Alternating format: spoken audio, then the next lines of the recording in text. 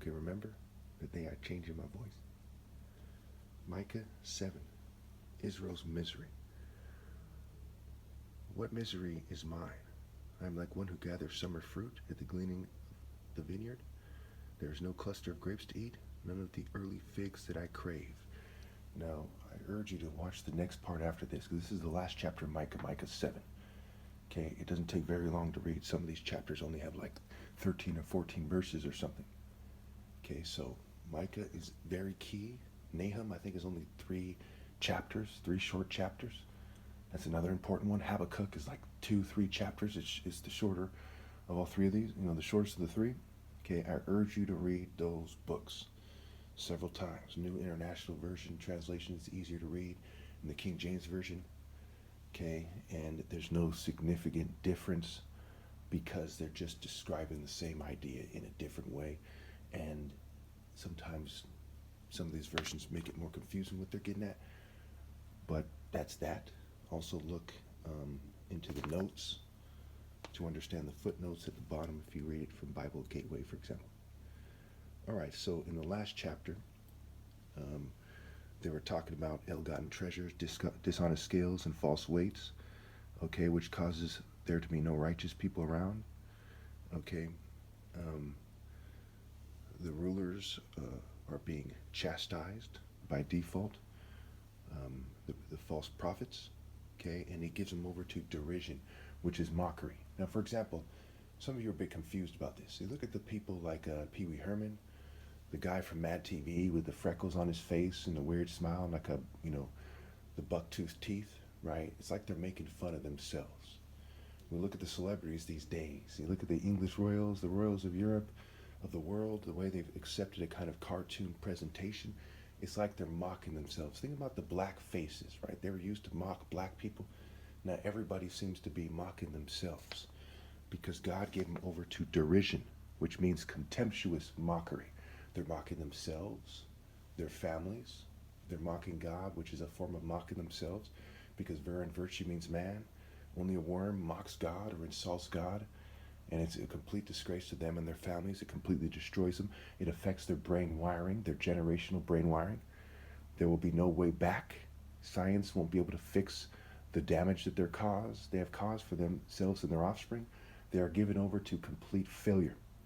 Every 10 days in America, 96,000 people die. Now ask yourselves, were they obeying God through me, or did they accept a culture of mockery? The damage they're doing to the people that died, to the newborn children, to themselves, to their offspring, disgracing their houses and their families and their bloodlines and their nations and their groupings and their religions is irreversible. It's irreparable. Irreparable damage. Okay, it is extremely serious. Life is short. Since I've started this video, the 3 minutes I've made this video so far or so, I can never get back. And what did I use those minutes for? To take God's side in the divine order. For example, if Pee Wee Herman and Frodo Baggins and Urkel and Carlton get together and they start saying, hey guys, we're the divine order and here we have our church, yodelee, okay, with Flanders, can they do God justice? No. The only way to do God justice is to obey God through me. Otherwise, see Psalm 2, you're cheating God and me out of our right to lead. Okay, and you're not in a serious order. You're in an order of ill-gotten gains with false weights and dishonest scales, which is what the last chapter was about. It said and this chapter starts off saying there's no fruit, right? The fruit, the deeds. There's nothing that God can rejoice in, that God can absorb, so to speak, and celebrate, because everybody is wicked. And of course, the prophet Micah is doing his work. So it's just like in this situation where there's one guy doing the right thing and everybody's doing the wrong thing, and he's chastising them. And that is continual throughout the Bible. And then Jesus says in the New Testament, the kingdom of heaven will be taken away from the Jews and given to a people who will do its work. And that's how we know that it's not a flesh-based order. That, among other things, right? Galatians 3, so on and so forth, that it's a spirit, right? There's 12 angles of the spirits, which the 12 tribes of Israel are superimposed on, okay? And they talk about 4 spirits and 7, and there's different numbers that they use, but angels is a play on words for angles, okay? So now that we're clear on that, let's continue.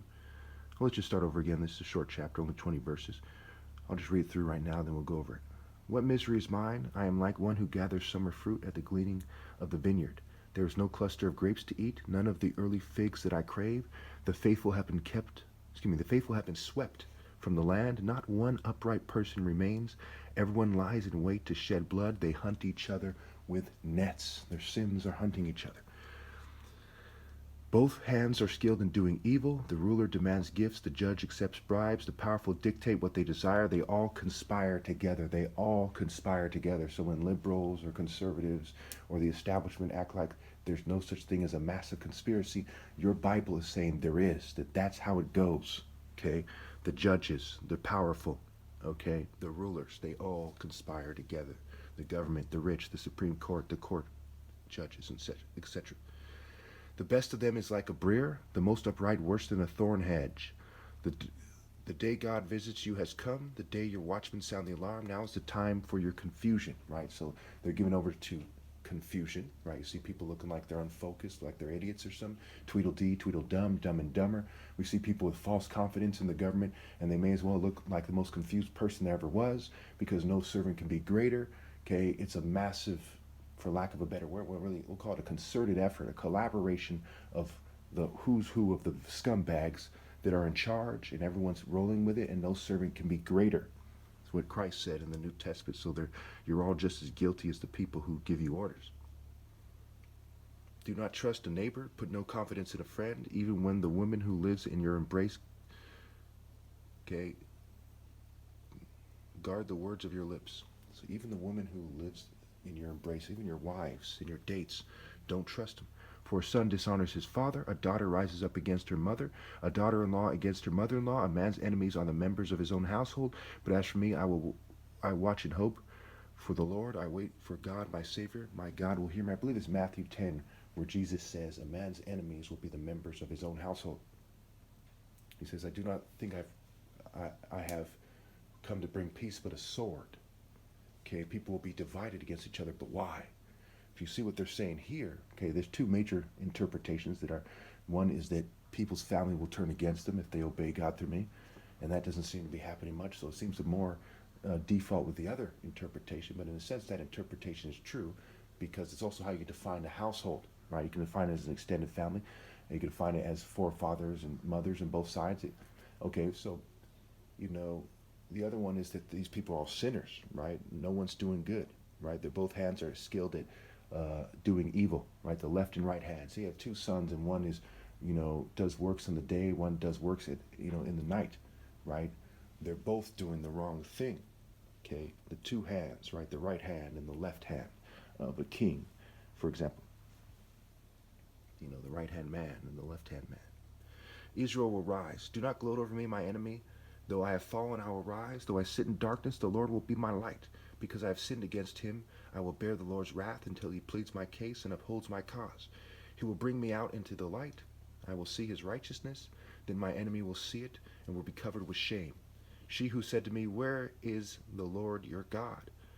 My eyes will see her downfall. Even now she will be trampled underfoot like mire in the streets. The day for building your walls will come, the day for extending your boundaries. In that day people will come to you from Assyria and the cities of Egypt, even from Egypt to the Euphrates, and from sea to sea, from mountain to mountain. We'll get to that in the next part, what they mean by sea and mountain. The sea is, in a nutshell, peoples, nations, languages, right? It's the woman, the prostitute in Revelations. That's one example to help you understand the sea. Okay, and they're talking about the nations, the peoples, the languages, the cultures. Okay, so also from mountain to mountain, right? There's the mountain of the Lord. There's pagan mountains that are sacred to different pagan groups, the Canaanites and so on and so forth. All right, praise and praise. Shepherd your people with your staff, the flock of your inheritance, which lives by itself in a forest, in fertile pasture lands. Let them feed in Bashan and Gilead as in days long ago, as in the days when you come out of Egypt. I will show them wonders. Nations will see and be ashamed, deprived of all their power. They will put their hands over their mouths, and their ears will become deaf. They will lick dust like a snake, like creatures that crawl on the ground. They will come trembling out of their dens.